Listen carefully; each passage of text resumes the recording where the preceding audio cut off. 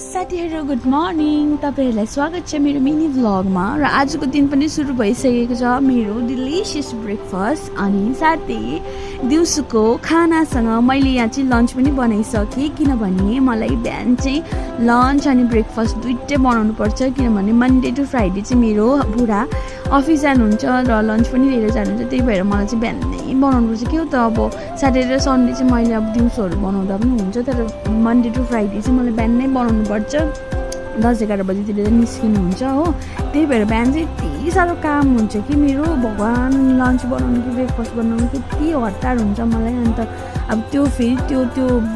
मर्निङको time सकेपछि फेरि मलाई आराम हुन्छ एकछिन भए पनि हैन तर अहिले चाहिँ पुरा मर्निङमा चाहिँ पुरा बेसी काम हुन्छ हो अन्त त्यतिकै म र मेरो हस्बेन्डले ब्रेकफास्ट गरिसकेर चाहिँ म यहाँ भाँडा धुँदै थिएँ तर मेरो बुढाले चाहिँ त्यहाँ साइडमा बसेर खाइरहनु भएको थियो ढिलो ढिलो खानुहुन्छ नि त अन्त म चाहिँ सकेर त्यो भाँडाको धुँदै थिएँ अन्त अब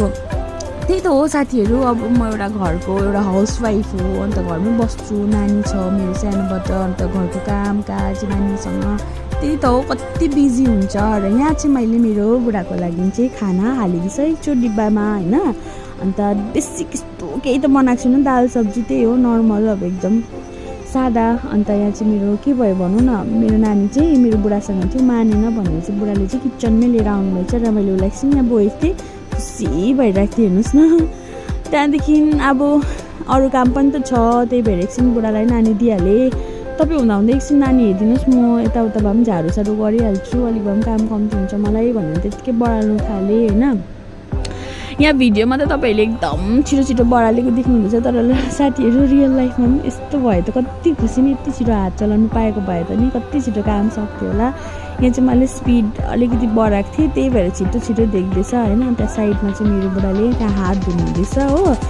अब ड्युटी जानुहुन्छ रेडीसेडी भएर त्यहाँदेखि चाहिँ म अब यहाँ बुढा त रेडी भएर पनि निस्किनु भयो तल गाडी निकाल्नु हुँदै थियो त्यही भएर म र नानी यहाँ माथिबाटै हेरौँ ल बाबालाई बाई गरौँ पापाले जानुहुन्छ भन्दै म नानीसँग आउँदै थिएँ हो